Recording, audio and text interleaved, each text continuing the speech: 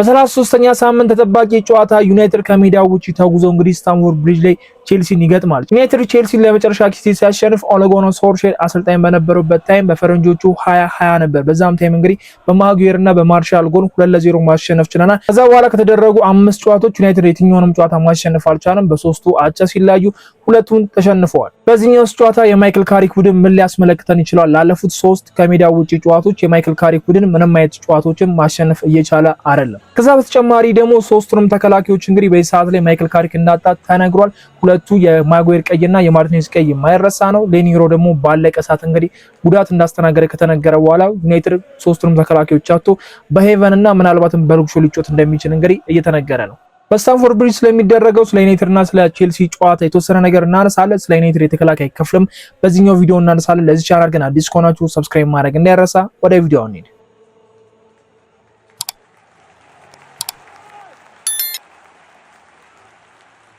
ከዚህ ጨዋታ አስቀድሞ ሲጠበቅ የነበረው ነገር እንግዲህ ማጉዌር የቼልሲ ጨዋታ ያመልጠዋል፣ ኤፍኤ ቁጣት ይጥልበታል አይጥልበት የሚለው ነገር ነበር። ከዛ በኋላ ተረጋገጠ የቼልሲ ጨዋታ እንደሚያመልጠውና ማርቲኔዝም ማጉዌርም እንደማይኖሩ እንግዲህ ተነግሮ ማይክል ካሪክ በሄቨን እና በሌኒሮ ይጫወታል። ይህንን ጨዋታ እንዴት ነው ሊያደርገው የሚችለው? ሁለቱም ገና ታዳጊ ናቸው፣ 20 እና 19 ናቸውና በእነዚህ ሁለት ተከላካዮች እንዴት ነው ጨዋታው ሊጀምር የሚችለው? ምናልባት ሌኒሮ በማይክል ካሪክ ስር ቋሚነት ስፍራ ያገኘም ስለሆነ በሉክሾና በሌኒሮ ይጫወታል ብለን በቀደም ጊዜ በዚህ ቪዲዮ በሰራላችሁ ቪዲዮ የተመለከታችሁ ሰዎች ያታችሁታል። ካላያችሁም ገብታችሁ ማየት ትችላላችሁና እያወራን ነበረ። ግን ደግሞ ማይክል ካሪክ ፕሬስ ኮንፈረንሱን ከሰጠ በኋላ የተሰማው ዜና ሌኒሮ አውራቸው ከቡድኑ ጋር እንዳልተጓዘና ጉዳት እናስተናገረ ነው። ስለዚህ ዩናይትድ ያለው ብቸኛ ሴንተር ባክ በዚህ ሰዓት ላይ ሄቨን ነው። ሄቨንን በማይክል ካሪክ ስር ስንመለከተው ምንም አይነት ጨዋታ ያልጀመረ ተጫዋች ነው። 11 ጨዋታ ማይክል ካሪክ መርቷል። በ11 ጨዋታ ላይ ምንም አይነት ጨዋታ አላስጀመረውም። ፕላስ ደግሞ የተጫወታቸውን ጨዋታ ስንመለከት ከኤቨርተን ጋር 90 ደቂቃ ላይ ነው ተቀይሮ የገባው። ክሪስታል ፓላስ ላይ 85 ከዛ በርነሞስ 82 ተደማምሮ ራሱ 20 ደቂቃ የማይሞሉ ጊዜያትን ያገኘውና በማይክል ካሪክ ስር ይሄ ተጫዋች ኦልሞስት ለ11 ጨዋታዎች ያክል ቴምፖ ውስጥ አልነበረም፣ የመጫወት እንትን ውስጥ አልነበረም እና ያ ደግሞ እንደ ቡድንም እንደሚጎዳ በሌሎቹ ጨዋታ ላይ ተመልክተናል። አሁን ደግሞ እንደ ተከላካይ እንደ ሴንተር ባክነት ሲጫወት ምን ሊያመጣ ይችላል የሚለው ነገር በጣም ተጠባቂ ነው የሚሆነው። በማይክል ካሪክ ስር ተመራጩ ተጫዋች እንዳልሆነ በጣም ግልጽ ነው። ማይክል ካሪክን በጋዜጣው መግለጫው ላይ ገና ታዳጊ ነው፣ አሁን ላለው ደረጃ በቂ ነው። ይሄ በቃ ብዙ ጨዋታዎችን አለማድረግ የተወሰነ ጨዋታዎችን ማድረግ በጣም ይበቃዋል፣ ለሴንተር ባክ በጣም እድሜው ገና ነው የሚል ምላሽን ሰጥቷልና ሄቨን በሮበን አሞሪም ስርም ሆነ በፍሌቸር ስር ለተከታታይ 8 ጨዋታዎች እንግዲህ መጀመር ችሏልና ይሄ በጣም ቀላል የሚባል አይደለም። ጥሩ የሚባል እንቅስቃሴም አድርጓል። ግን በዛ በጀመረባቸው 8 ጨዋታዎች ዞር ብለን እንኳን ስንመለከት መጥፎ ነገር ዩናይትድ 2ቱን ጨዋታ ብቻ ነው ማሸነፍ የቻለውና ሄቨን ሲጀምር የዩናይትድ ሪከርድ ምናልባት የአሞሪም ያለማሸነፍ ጉዞ በማይክል ካሪክ ስር ነው ጥሩ የማሸነፍ ጉዞ የመጣለና የአሞሪም ቲምም አለ። ግን ደግሞ የሄቨን ብቻውን ሪከርድ የጀመረባቸውን ጨዋታ ስንመለከተው ከ8 ጨዋታ 2ቱን ብቻ ነው ማሸነፍ የቻለውና ዩናይትድ ነጥብ ሳይዝ የመውጣት እድሉ ሰፊ የሚሆንበት ታይም ላይ ደርሷል። ምናልባት ምንም አማራጭ አይኖረውም፣ በሉክሾና በሄቨን ይጫወታል። በሁለት የግራ እግር በሚጫወቱ ተጫዋቾች ሁለቱም ሴንተር ባክ ላይ አድርገህ መጫወት ትንሽ ወደ አንደኛው ሴድ ያማዘነ ሊሆን ይችላል ብዬ አስባለሁና ሌኒሮና ሉክሾን አድርጎ ቢጫወት ሁለቱም አሪፍ የሆነ ነገር ነው። ሌኒሮ ቦታው ነው፣ ሉክሾም ያን ነገር በቴና ስር ስለተመለከተ ነው ብዙ ሊገርመን አይችልም። ይሄ ደግሞ የግዴታ አይነት ጨዋታ ሆኖበታል። ቢያንስ እነዚህ አይነት ጨዋታዎችን በእንደዚህ አይነት መልኩ መወጣት አለበትም ብዬ አስባለሁና ማዝራይና ዳሎ በግራና በቀኝ እንደሚያጫውት ይጠበቃልና በሄቨንና በሉክሾ የቼልሲውን ጨዋታ እንደሚጀምርና ለማይክል ካሪክ ይሄ በጣም መጥፎ ዜና ነው። ለኛ ለዩናይትድ ደጋፊዎችም ለተጫዋቾቹም ይሁን የሚያሳስብ ነገር ይመስለኛል። ሁለት ተጫዋቾች በቅጣት አይኖሩም። ከዛ ሶስተኛ ምናልባት በቋሚነት ይኖራል ብለን የምታስበው ተጫዋች በድጋሚ ቅጣት ሲጠብቀው፣ ሌኒሮ ደግሞ ካሪክ ስር በደንብ ጨዋታዎችን እያደረገ ነው። ማርቲኔዝም ሲጎዳ ከማጉዌር ጋር እየተጫወተ ነበረ። ማጉዌር ተቀጥቶ ደግሞ ማርቲኔዝ ሲመለስ ከሁለቱ ጋር እየተፈራረቀ የተጫወተ ተጫዋች ነው ላለፉት ጌሞችና ጥሩ የሚባል ግስጋሴ ላይ ነበረ። ማይክል ካሪክ 3ቱንም ተጫዋቾች በሰዓት ላይ አጥቷል። በማርቲኔዝ እና በማጉዌር ሲያረጋቸው የነበራቸው ጨዋታዎች የማይክል ካሪክ የመጀመሪያ ጌሞች ምናስታውሳቸው ነበር። ዩናይትድ ጥሩ የሚባል ግስጋሴ ላይ የነበረበት ታይም ነውና ተጫዋቾቹ በሚጎዱበት አጋጣሚ እንደዚህ አይነት ነገሮች እየተፈጠሩበትና ውጤት ማጣት ውስጥ እየገባ ነው። ባለፈው ኮቢ ሜኑ የሌለበት ጨዋታ ለምንድነው ኡጋርቴ ጀመረው ብሎ ብዙ ሲወራበት የነበረበት እና ኮቢ ሜኑ አለመኖሩ የመሃል ሜዳው ምን ያህል ኢፌክት እንደነበረው ተመልክተናልና አሁን ደግሞ ተከላካዮቹ ምን ሊያሳዩን ይችላሉ ተጠባቂ ነው። ያው ዞሮ ስለ ኮቢ ሜኑ ማንሳታችን አይቀርም። ማይክል ካሪክ በፕሬስ ኮንፈረንሱ ላይ ተጠይቆ ነበር። ትሬዲንግ ማድረግ ችሏል፣ ስለዚህ የመኖር እድል አለው የሚል ምላሽ ሰጥቷል። ቢያንስ የመሃል ሜዳው ጥሩ ይሆናል ብዬ አስባለሁና ኮቢ ሜኑ በቼልሲ ጨዋታ ላይ ይኖራል ተብሎ ይጠበቃል። የካስሜሮና የኮቢ ሜኑ ጥምረት እንዳለ ሆኖ ተከላካይ ሆኖ ሊያሳስበን የሚችለው ምን አይነት ነገር ያስመለክተናል፣ እሱን አብረን የምንመለከተው ነው የሚሆነው። ስለ ጨዋታው ካወራን ግን ዩናይትድ በስታንፎርድ ብሪጅ የማሸነፍ እድሉ በጣም አሁን ላይ ርቋል ማለት እንችላለን። ኦልሞስት 5 ዓመት አልፎ 6ኛ ዓመት ላይ መጥተናል። 2020 ነው ማሸነፍ የቻለው፣ አሁን 2026 ላይ ያለ ነውና ከፍተኛ የሚባል ታይም ነው። 5 ጨዋታዎችን በስታንፎርድ ብሪጅ ያደረግናቸውን ጨዋታዎች 2ቱን ተሸንፈናል፣ 3ቱን አቻ ወጥተናል። በተለይ ደግሞ አንደኛው 4-3 የተሸነፍንበት ሽንፈት በጣም እሱ አስከፊ ነው ብዬ መናገር እችላለሁ። ፓልመር በ2 ደቂቃ ውስጥ 2 ጎል አስቆጥሮብን ሃትሪክ ሰርቶ እንግዲህ ባለቀ ሰዓት በ90-10ኛው ፔናልቲ ያስቆጠረ፣ በ90-11ኛው ደግሞ ከኮርና የተሻገረችውን ኳስ አስቆጥሮ እንግዲህ የሁላችንንም የኔዘርላንድ ልብ የሰበረበት ጋርናቾ በዛ ጨዋታ ላይ ማን ኦፍ ዘ ማች ብሎ ስክሪኑ ያሳየን እንግዲህ ያ ነገር የተፈጠረውና ምንረሳው ጨዋታ አይደለም፣ በቅርብ የምናስታውሰው ጨዋታ ነው። እንደዚህ አይነት ነገሮች የተፈጠረበት ጨዋታ ነው። አንድ ተጫዋች ሃትሪክ የሰራብን ጌም ነውና የሚረሳ ጨዋታ አይደለም። በስታንፎርድ ብሪጅ ያለን ሪከርድ አሁን ላይ በጣም መጥፎ ነው። ኦሌ ጉናር ሶልሻየር ነው ለመጨረሻ ጊዜ ያሸነፈው። ከሱ በኋላ የመጡ አሰልጣኞችን በስታንፎርድ ብሪጅ ማሸነፍ አልቻሉም። የካስሜሮ ትውስታ ማን ረሳው ነው። ባለቀ ሰዓት አስቆጥሮ ካስሜሮ ያን ሁሉ ሻምፒዮንስ ሊግ ያሸነፈ እንዴት ለአቻ ያን ያህል ይጨፍራል፣ ያን ያህል ፓሽን ያሳያል ተብሎ እንግዲህ ብዙ ሲባልበት ነበር። ዩናይትዶችም እንግዲህ በኢንስታግራም ገጻቸው በቲክቶክም እንግዲህ የእሱን የቪዲዮ ጎል አስቆጥሮ ሴሌብሬት ሲያደርግ የነበረውን ነገር ሲያስመለክት ነበርና አሁን ላይ የዩናይትድ አንደኛው ጎል አስቆጣሪ እንግዲህ ካስሜሮ ሆኗልና ከካስሜሮና ከብሩኖ የሚሻገሩ የአየር ኳሶችን የካስሜሮ ቴስታን መጠበቃችን የማይቀር ነገር ነው። ምናልባት ዩናይትድ የሚቸገር ከሆነ በእንደዚህ አይነት መልኩ ጎል ማስቆጠር እንደሚችል እንግዲህ ተደጋጋሚ እየተመለከተን ነው። ካስሜሮ አንደኛው የጎል አስቆጣሪ ሆኗል። እነ ብራያን ምቤሞ ትላልቅ ጨዋታዎች ላይ ምን ያህል አሪፍ እንደሆኑ እናውቃለን። እነ ቶተንሃም ላይ እነ አርሰናል ላይ ጎል አስቆጥረዋል። ሲቲ፣ ሊቨርፑል እነዚህ ላይ ጎል ማስቆጠር ችሏልና የቼልሲ ጨዋታ ላይ ምንም እንኳን ጎል ባያስቆጥርም ፋውል እንዲሰራ አድርጓል። ሳንቼዝ በቀይ እንዲወጣ ያደረገበትን የምናስታውሰው ነውና በዚህኛው ጨዋታ ብራያን ምቤሞም ራሱ የሚያሳይበት የትልቅ ተጫዋች መሆኑን የምንመለከትበት ታይም ነው ብዬ አስባለሁ። ካሪክ ሴስኮ ማስጀመር ጥያቄ ውስጥ የሚገባ ነገር አይደለም ብዬ አስባለሁ። ለሴስኮ ሜንታሊቲ የሚመጣው የማሸነፍ ጎል የማስቆጠር ፍላጎት የሚመጣው ተቀይሮ ሲገባም እንደሆነ እየተመለከትን ነውና ተቀይሮ እስኩን ማስገባት በጣም የተሻለ ነገር እንደሆነ ያየንበት ነገር ነው። ስለዚህ በብራያን ምቤሞ መጀመር አማድ ኩኛ እነዚህ የሚጠበቁ ተጫዋቾች ናቸውና የብሩኖ ፈርናንዴዝ አሲስቶችም ጎሎቹ የምንጠብቅበት ጨዋታ ይሆናል። ምናልባት በማይክል ካሪክ ስር ዩናይትድ ከ6 ዓመት በኋላ ስታንፎርድ ብሪጅ ላይ ሄዶ ቼልሲ ማሸነፍ ይችላል። ጥያቄ ምልክት ውስጥ ነው ያለን። አቋምን ስንመለከት በጣም መጥፎ ነው። ካለፉት 4 ጨዋታ 1 ጨዋታ ብቻ ነው ማሸነፍ የቻልነው፣ 2ቱን ተሸንፈናል፣ አንደኛውን አቻ ወጥተናልና ከሜዳ ውጪ ያለው ሪከርድ በጣም መጥፎ ሆናል። በዌስትሃም እንግዲህ አቻ ወጥተናል። ከዛ በኒካስትል በ10 ተጫዋች ያሸነፉን የምናስታውሰው ነው። የበርንሞዙ 2 የተለያየንበት እንደዚህ ከሜዳው ውጪ ማይክል ካሪክ ጥሩ የሚባል ሪከርድ ይዞ ነበረ። በኤቨርተን የምናስታውሰው ነው በሴስኮ ብቸኛ ጎል። ከዛ አርሰናልም በሜዳው ያልተሸነፈውን ቲም እንግዲህ ለመጀመሪያ ጊዜ ነው ያሸነፍነው።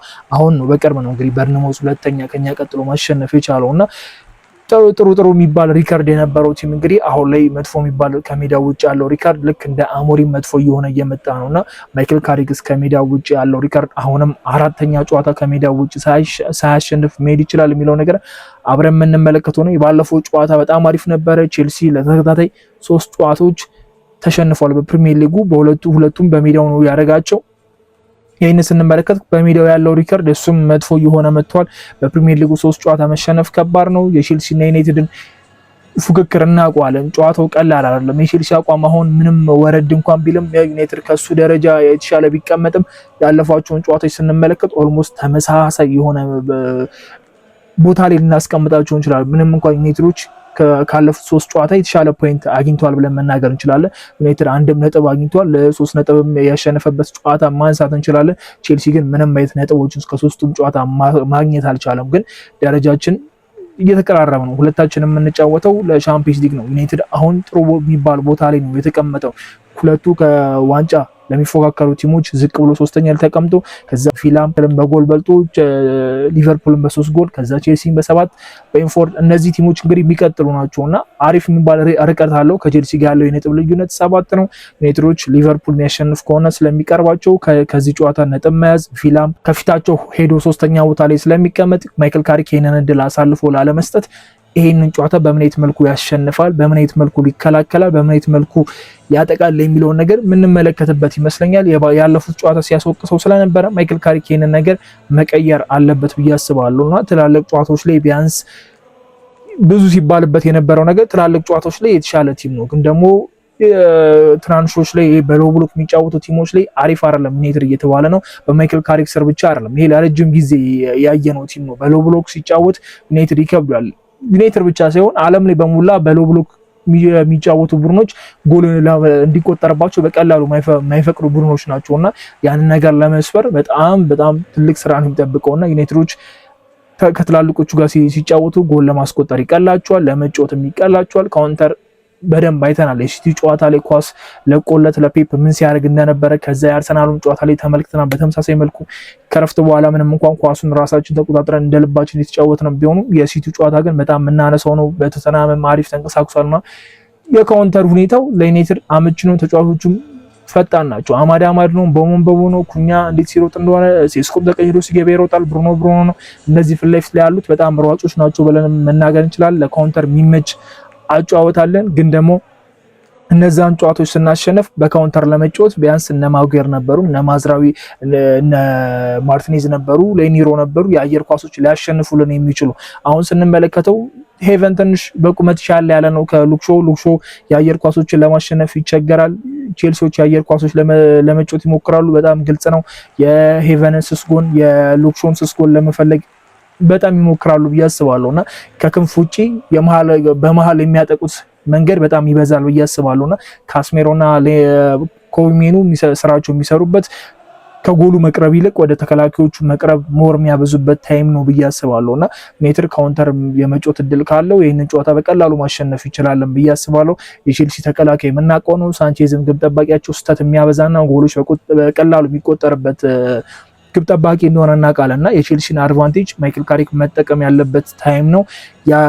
ጎርቶታል፣ ምንም ጥያቄ የለውም። የትኛውም ቡድን ያለውን ምርጥ የሚባሉ 3 ሴንተር ባኮች አጥቶ በማይክል ካሪክ ስር ከ11 ጨዋታ 3ቱ ላይ ብቻ ተቀይሮ የገባ ለዛውም 85-82 ላይ 20 ደቂቃ እንኳን የጨዋታ ጊዜ ያላገኘን ተጫዋች በቋሚነት ለማስጀመር ስትገደድ ምን ያህል ከባድ እንደሚሆን እናውቃለን እና ስለዚህ ይህንን ጨዋታ በምን አይነት መልኩ ዩናይትድ ይጫወታል፣ ቼልሲስ ምን አይነት ነገር ይዞ ሊመጣ ይችላል፣ ምን አይነት ቀመር ይጠብቀናል የሚለውን ነገር አብረን የምንመለከተው ነው። ማይክል ካሪክ በትላልቅ ጨዋታዎች ራሱ የሚያሳይበት ሌላኛው ጌም ነው ብዬ አስባለሁ እና ሲቲ፣ አርሰናል፣ ቶተንሃም፣ ኤቨርተን እነዚህ ቀላል የሚባሉ ቲሞች አይደሉም በሊጉ እና እነዚህ ማሸነፍ ችሏል። ቶፕ 6 ከሚባሉ ቲሞች እንግዲህ እነ አርሰናል፣ እነ ቶተንሃም እና ሲቲ ማሸነፍ ችሏል። 3ቱን አግኝቷል። አሁን ደግሞ 2ቱ ይቀሩታል። ቼልሲን ሆነ ይገጥማል። ከዛ ቀጥሎ ደግሞ ኦልድ ትራፎርድ ላይ ሊቨርፑል የሚያስተናግድ ይሆናልና ማይክል ካሪክ እነዚህን ቶፕ 6ዎች በመጀመሪያው የአሰልጣኝነት ምዕራፉ እንግዲህ 5ቱንም አግኝቷቸው 5ቱንም ማሸነፍ ይችላል። እስቲ የምንመለከተው ነው የሚሆነው። ሊቨርፑልም የማሸነፍ እድል ይኖረዋል ብዬ መናገር እችላለሁ። በድፍረት ማውራት እችላለሁ። ሊቨርፑል ካለበት አቋም ፕላስ ደግሞ ኦልድ ትራፎርድ ከመሆኑ አንጻር ይሄን ሊቨርፑልም በሜዳችን ስናገኝ እናሸንፋለን ብዬ ማውራት እችላለሁ። የስታንፎርድ ብሪጁ ጨዋታ ግን በጣም ከባድ እንደሚሆን ይጠበቃል። ዩናይትድ ያለው ሪከርድም በጣም መጥፎ ነው። 6 ዓመት ቀላል አይደለም። ኦሌ ጉናር ሶልሻየርን ለመጨረሻ ጊዜ ያሸነፈው የፓልመር ሃትሪክም የሚሰራ አይደለም። ቼልሲን ምዘነጋው ቲም እንዳልሆነ በባለፈው አይተነዋል። ካስሜሮ ቀይ ካየ በኋላ ምን አይነት ቲም እንደሆኑ የነበራቸው ነገር ምንም አልነበራቸውም። ዩናይትድ ጨዋታውን ተቆጣጥሮ እየተጫወተ ነበረ። ያቺ ቀይ ጎርቶን እንግዲህ ለነሱ ደግሞ ኃይል ጨምሮላቸው መጥቶ ቢያንስ 2-1 ነገሮቹ ብዙ ጎል ሳይቆጠርባቸው በአንድ ጎል ልጅነት ሌላ የአቻነት ጎል ለማስቆጠር ሞክረው እንግዲህ ጨዋታውን ለማጥበብ ሞክረው ዩናይትድን አስጨንቀው እንግዲህ ዩናይትድ አሸንፎ ወጥቷል።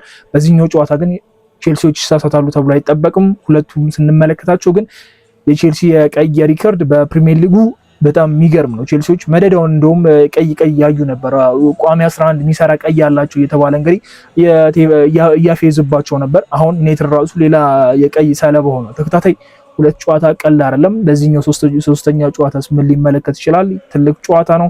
ሁለቱም ለቀይ የሚፋለሙ ለቀይ ተጋላጭ ሆኖ ቲሞች ናቸውና ዩናይትድ ምን ሊያስመለክተን ይችላል? በዚህ ጨዋታ ላይ ቀይ ምን እንመለከታለን ወይስ አንመለከተም? የዳኝነት ጉዳይ አጠራጣሪ ነው። ዩናይትዶች ተከታታይ ሁለት ጨዋታ ተበድለዋል። ሶስተኛ ጨዋታስ በዳኝነት ምክንያት 3 ነጥብ የምናጣበት ጎሎች የሚቆጠሩብን ሬድ ካርድ የምናይበት ጨዋታ ከሆነ ለማይክል ካሪክ በጣም መጥፎ ነው። ለዩናይትድ በተመሳሳይ መልኩ የማርቲኔዝን ቀይ ካርድ አልሻሩትም። ማርቲኔዝ በሶስቱም ጨዋታ ላይ አይገኝም። የዩናይትድ 3 ጨዋታዎች ወሳኝ ነበሩ። ቼልሲ፣ ቤንፎርድ፣ ሊቨርፑል እነዚህ ጨዋታዎች በጣም በዚህ ሰዓት ላሉብን ጌሞች በጣም ወሳኝ ነበር። ማርቲኔዝ ግልጋሎቱን አይሰጥም። ስለዚህ ማጉዌር ሲመለስ በማጉዌርና በሄቨን ወይ ደግሞ በሌኒሮ በሁለቱ የምንጫወት ነው የሚሆነው። ምሽት 4 ሰዓት ላይ ጨዋታው እንግዲህ በጣም ተጠባቂ ነው። ግምታችሁን ኮመንት ላይ ያሳውቁኝ። ከጨዋታው በኋላ ደግሞ ያየነውንና ውጤቱን አያይዘን የራሳችንን ሀሳብ እንሰጣለን። ለዚህ ቻናል አዲስ ከሆናችሁ ሰብስክራይብ ማድረግ እንዳይረሳ። በሚቀጥለው ቪዲዮ እስከምንገናኝ ይመቻችሁ። ቻው።